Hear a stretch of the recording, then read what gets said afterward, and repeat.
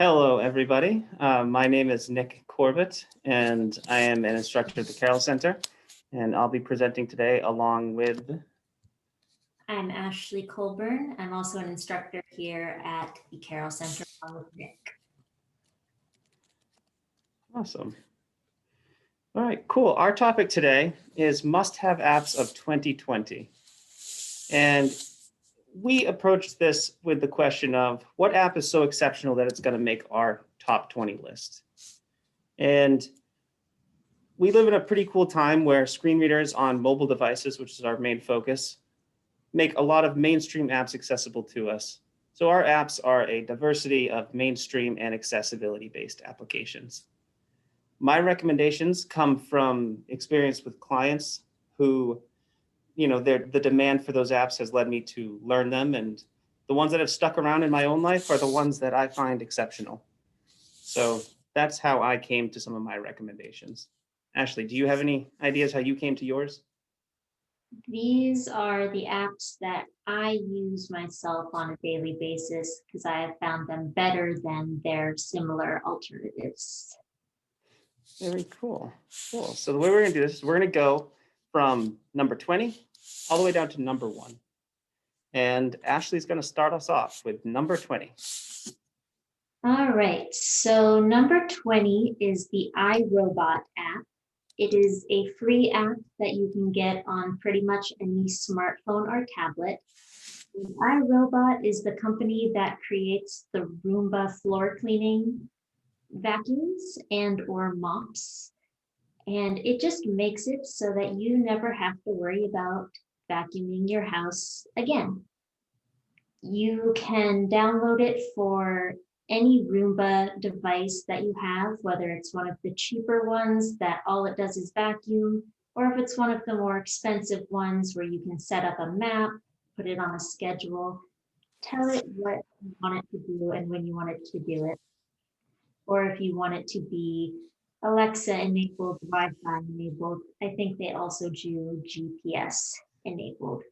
But what this app allows you to do is control the vacuum from your phone. You can be anywhere. You don't have to be at your house. Once you connect your vacuum to your phone, all you have to do is press the clean button or the schedule button to tell it how often you want to go off. And if your vacuum gets lost, as mine tends to do under the bed, it has a fun little locate button so that you can find it when you get home. And that's fun. I have lost my Roomba countless times, and that definitely helps. And it also connects to Alexa. I think that's one of my favorite features of it too. Some of them do. Some of them do? Okay. Not every one. All right. All right, cool. Well, number 20, let's go to number 19. Number 19 is one that many, many people use. I use it all the time, and it is Amazon. Shopping online, especially during a pandemic, even before the pandemic. So I think a lot of people do most of their shopping. And the app is accessible, works very nicely. You can search for targeted products, read the reviews, make an informed decision. You can view items you've purchased previously, quickly add them to your cart. You can even buy things and have them sent to other people. Another thing that makes Amazon particularly outstanding, even beyond the app itself, is you can shop with Amazon on an Alexa speaker as well. So if you have an Amazon account, you're configured on the app, you're set up with your payment method. If you're someone who might struggle to use a screen reader or just, tech isn't your thing, you can talk to Alexa and say, hey, Alexa, add paper towels to my cart, or add a stuffed dog to my account or to my cart, and you can have it shipped right to your house, 2-day delivery with Prime. It's affordable if you think of it that way, but I think it's $119 a year. So it's not a bad deal, and you get a lot of other things with it beyond just free delivery. So it's something worth looking into. And that is number 19. 18. Number 18, talking about Amazon, is the Amazon Alexa app. It is also free. You don't need a smart speaker. All you need is an Amazon account or maybe your family member's Amazon account. The app itself is fully accessible. Some of the more advanced features can be a little complex to dive into, but the main feature of the app is that there is a big Ask Alexa button right in the center of it. And with the app, you can get full Alexa capabilities. You can do all of the practical things like setting up your calendars, alerts, alarms, timers, shopping lists, I guess adding a stuffed dog if you're um, but then you can also use all of its recreational benefits as well. And when you're stuck at home, you're going to need something to do during these lockdowns. So you can get fitness routines, you can get meditations, games such as trivia games, choose your own adventure games, name that sound effect games, and more things that I can't even begin to cover. They have thousands of skills. And that is number 18. Very nice. Cool. All right. On to number 17. My Chart. This is a medical app. It links up to your doctor and you can communicate directly with your doctor. This might not be available to everybody. It might only be, associated with certain medical providers. I know I use it all the time and I have a pretty mainstream medical provider. So a lot of people might have access to this particular app. But if you don't, check in with your doctor. Say, do you use a mobile application to manage patient communications? There's a chance they'll have one. You can probably download it, hop on there, and here's what you can do with it. You can message your doctor if you have a question. You can attend a remote doctor's appointment right through the app. You can request prescription refills. And there's even a section in this one for COVID-19 concerns. It gives you instructions what to do if you're worried, if you've been exposed.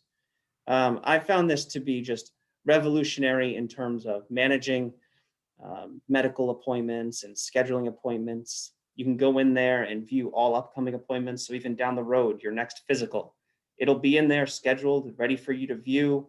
You can do all your pre-appointment paperwork right through the app. So it's accessible, of course, if you're using VoiceOver or TalkBack. You can go in there and access everything. You don't have to worry about going to the doctor's office and asking someone to maybe help you fill out a form if you have a little trouble writing or seeing the print. And that is 17. Number 16 is Eyes Free Fitness. Now this one's a little different from the rest because the Eyes Free Fitness app actually doesn't function anymore. The business, well, they went out of business because they weren't really, but the service of Eyes Free Fitness is still available to everyone for free. The website you want to go to is blindalive.com, blindalive.com, and they have over 20 different audio described workouts that also come with text documents that will describe each exercise, as well as mini clips that break down each exercise individually. You can download them onto your phone, as I do, through Dropbox, and that way you don't have to bring your laptop with you whenever you want to do a workout somewhere. And the workouts range from their gentle workout series, which is mostly done from a chair and doesn't involve any weights. They also have yoga, Pilates, cardio, boot camp, the bar method, which I believe is what ballerinas use, and a few different things that they keep adding and updating. And it's free and fitness is important. So Eyes Free Fitness from blindalive.com is number 16. And on to number 15. 15 is VoiceStream. This is an app I had forgot about, hadn't used in a while, but it was my best friend throughout college and in some other jobs I've done. You can upload any document, many different books from different sources, such as Bookshare, and you can read it with a wide selection of synthetic voices that are very humanesque.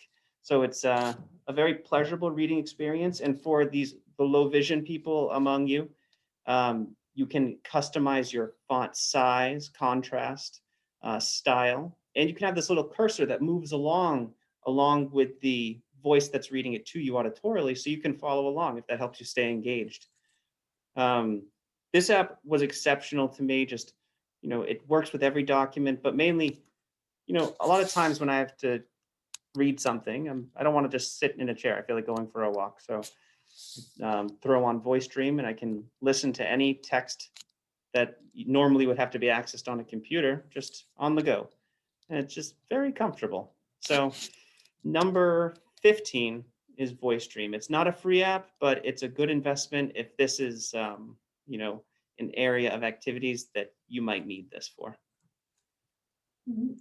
And number 14 also has to do with reading. This is the app I probably use more than any other. It's good old Bard Mobile through the Braille and Talking Book Library system.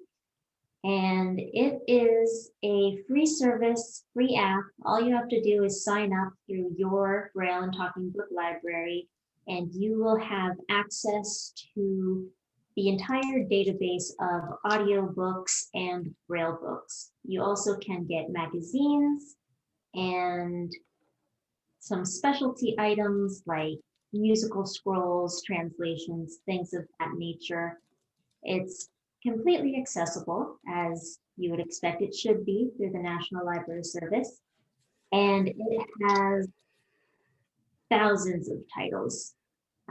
And just a forewarning, if your local library does have to shut down again, your local Braille and Talking Book Library, there might not be librarians around to mail out the books on the cartridges that we all know and love. So you might want to have an option where you can just download the same book onto your phone.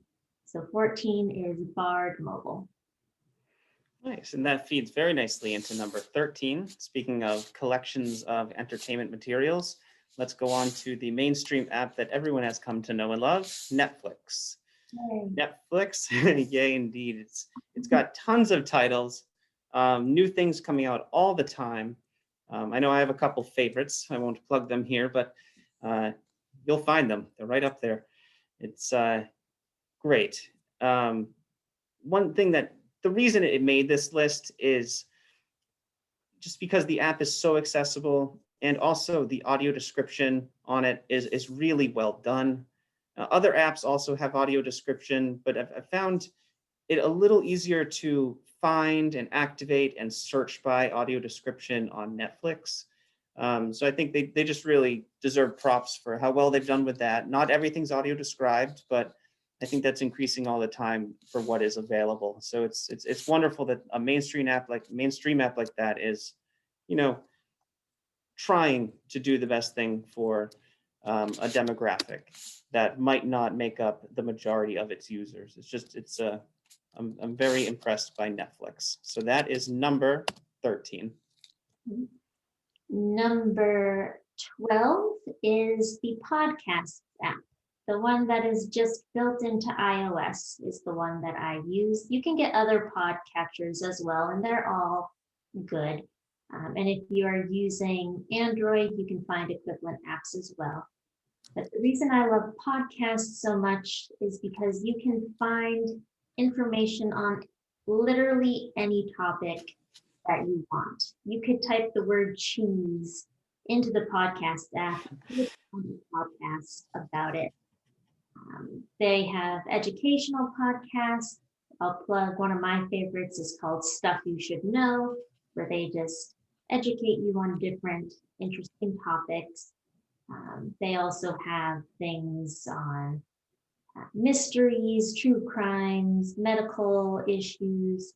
And then there are some that are just for entertainment, more like audio dramas. And of course, they have plenty that have to relate with blindness and accessible technology. If you want to find demonstrations on how to use Apple products or Androids, you can find tutorials and discussions on those as well. So number 12 is the podcast app. Rounding out the bottom 10 of our top 20 list is number 11. And this is the Nest app. The Nest app is free. The device you need to use it with is not. The Nest Home Thermostat. So I think it's a little expensive. I think it'd be $200 to $300, but it really is wonderfully accessible. It replaces your standard thermostat on your wall at your house for controlling your temperature. I think it's most effective if you happen to have an HVAC system with heating and cooling. So, because the Nest can control both of those. So you mount it. The display itself, it's a circular glass screen. The numbers on it are very big, very high contrast. So that's good if you can see it, but say you can't, you go right into your app on your phone. It works with any screen reader, and you can set your temperature, whatever you want. You can turn the heat on, you can turn the heat off, you can turn the AC on, you can turn the AC off. You could set a range so that if the temperature drops below 64, it heats it up. If it goes above 68, it cools it down. You can set schedules so your temperature goes exactly what you like it at 4 a.m. You don't get out of bed and you're not chilly. You get out, you're nice and warm. And let's say you struggle with the phone, just pair it with your Echo smart speaker. And you can say, Alexa, turn on the heat. Alexa, set the temperature to 75. Alexa, turn on the AC. Alexa, turn it off. It's just a wonderful app. And that is number 11. All right, starting the half is Lazarillo, Lazarill, for iPhones and Androids. It is a free, fully accessible GPS for the blind. It is, I have found, the simplest one to use. There aren't a lot of bells and whistles. You just turn on your location services, it figures out where you are, you tell it where you want to go based on category or address. You can get step-by-step instructions for planning ahead of time. You can get walking directions as you're physically going. You can use their built-in maps or Google Maps or Apple Maps. And you can see situations like how far an Uber is that will take you there and when the next bus is coming. And that is number 10. Nice. And on to number 9. It's getting exciting now. We're getting close. You guys will probably start to recognize some of these apps as we get down towards the lower ones. You're probably wondering, aren't they going to talk about this app? Well, we are probably, or maybe not. We'll find out. Number 9 shows my personal bias. It's called Fidelity. It's a banking app. And I chose Fidelity in particular just because I've been very impressed with its accessibility, its customer service. You can call Fidelity representatives right through the app, and you can do a ton of independent learning on personal finance right through the app. You can also access news, both videos and articles, and it's all accessible. So, I mean, you do whatever bank you want, but Fidelity has been my personal choice. It's my favorite. And, you know, personal finance and mobile banking, it's just a great way to stay isolated in the time of COVID. Don't go into the branch. You don't go into the ATM. Just set up your automatic bill payment and, you know, transition to online banking. It's a very nice, relaxing life, not having to go anywhere, but we should still go places. All right, and Ashley, for the next one. So I'll just say I use the Bank of America app. It's also fully accessible. Number 8 is Microsoft Soundscape.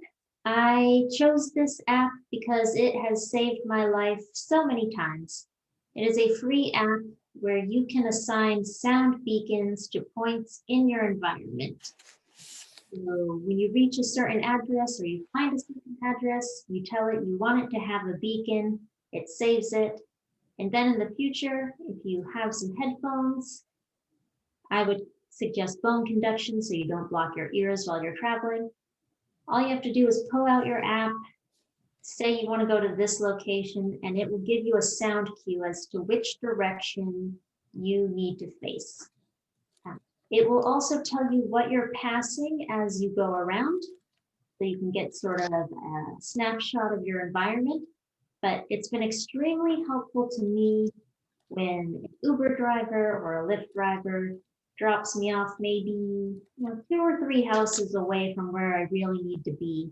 And I need to know, do I need to go left or right to get closer to my house? That is Microsoft Soundscape number 8. All right, I'll be giving you guys both number 7 and number 6. Number 7 is OneDrive. The general idea here is cloud storage is important. Cloud storage of your documents makes it very easy. Everything's backed up. You don't have to worry if your computer or phone gets destroyed by a garbage truck driving over it. You can just buy a new one and download everything from the cloud. OneDrive is my personal choice because with Microsoft 365, you get access to all of Microsoft's suites, including Word, Excel, PowerPoint, Outlook, Access, and OneDrive. And for $69 a year, I believe it was when I last paid it, you get a terabyte of free storage in OneDrive. I personally enjoy the integration with Microsoft, which is one of the things I use the most. So I'll do a lot of work on my computer. On my way home on the train, I'll go into OneDrive on my phone and review things because it's all synced up. It's by no means the only choice. If you're a Mac user, you can totally use iCloud and the Files app on the iPhone. You can use Google Drive with G Suite, and you could also just use Dropbox if you want an unaffiliated cloud storage. But my personal pick is OneDrive. Now we come to number 6. Number 6 gets back into the idea of transportation. I mentioned taking the train in number 7, but here in number 6, this one is really essential. Proximity, Proximi, capital T. It is a real-time bus and train tracker. So imagine you're standing there at the subway and you're wondering, when is this next train coming? I can't see the sign that tells me that it's 3 minutes away. Well, download Proximity, and that sign is in the palm of your hand. It shows the next train when it's going to arrive. And it also shows buses when they're going to arrive. And now it even includes commuter rail trains. So subway, buses, and commuter rail. It's very great, very efficient, and it's just great to be in the know when you're on the go. So that's Proximity number 6.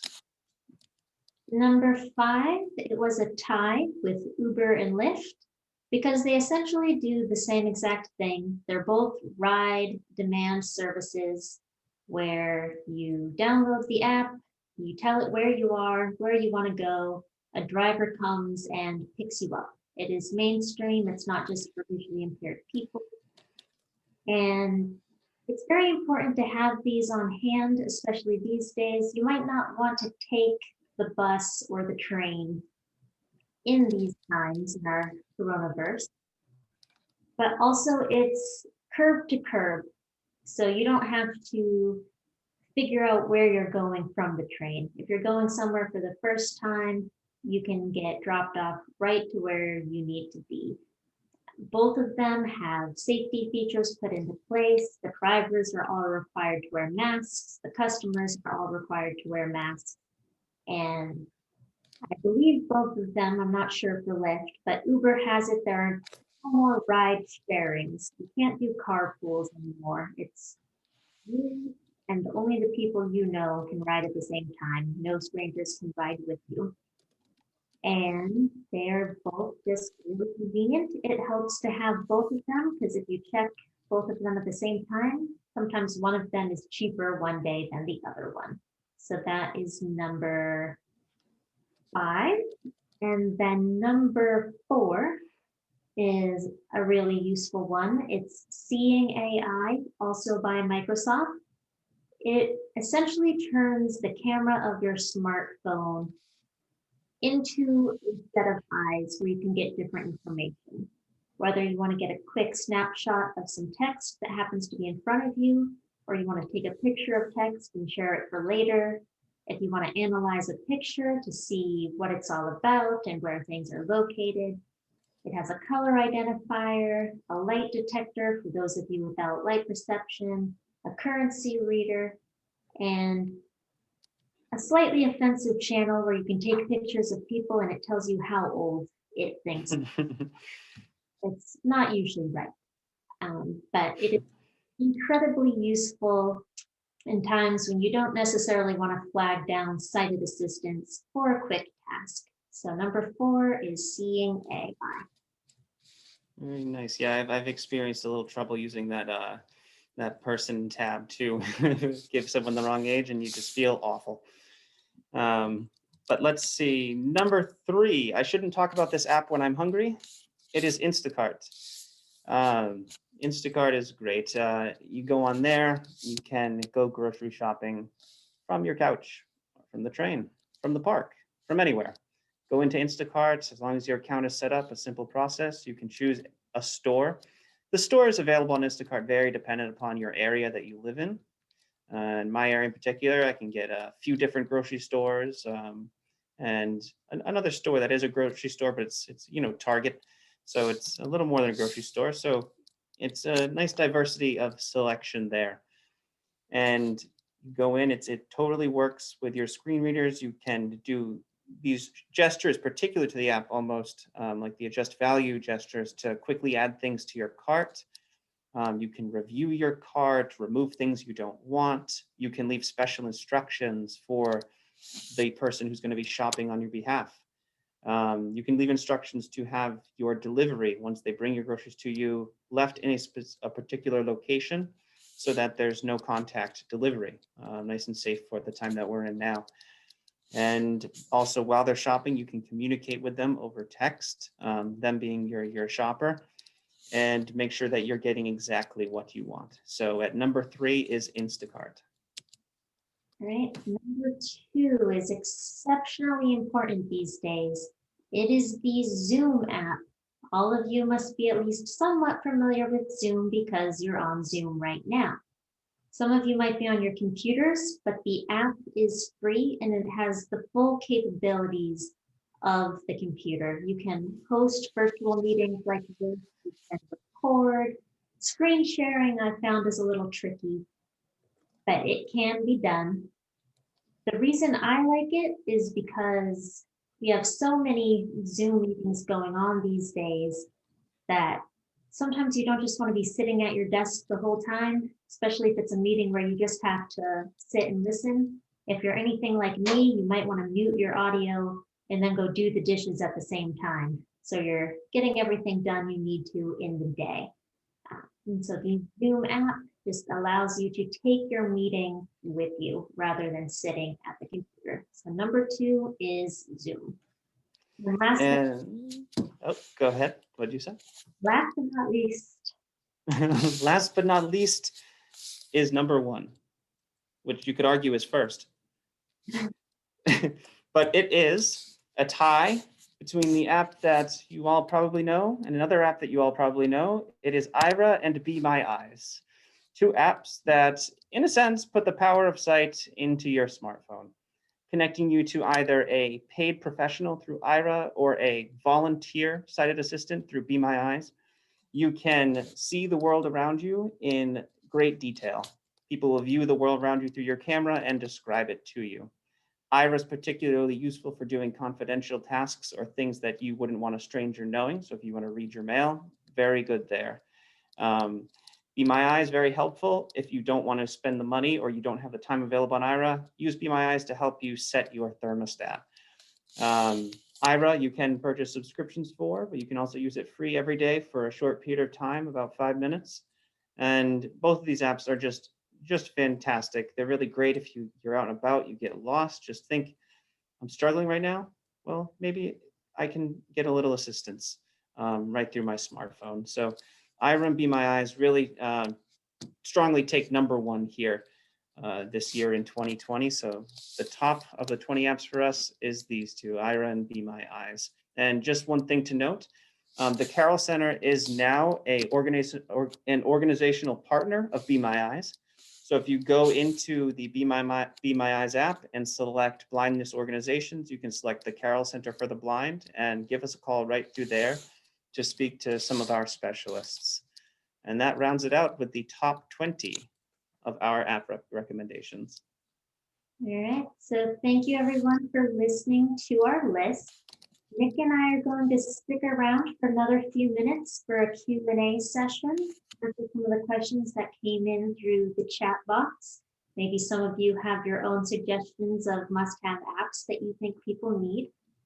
Otherwise, I believe the vendors are currently open and you'll be able to go into their breakout rooms if you don't want to have a fun question and answer with me and Nick. Exactly. Please stick around, ask us questions. But yeah, like Ashley said, definitely go see the vendors. A lot of great vendors out there. So chat, see what they're up to, see what they're bringing to the table, what innovations are happening. Check out the vendors, and we hope to talk to you guys in the Q&A. Thank you so much. Bye.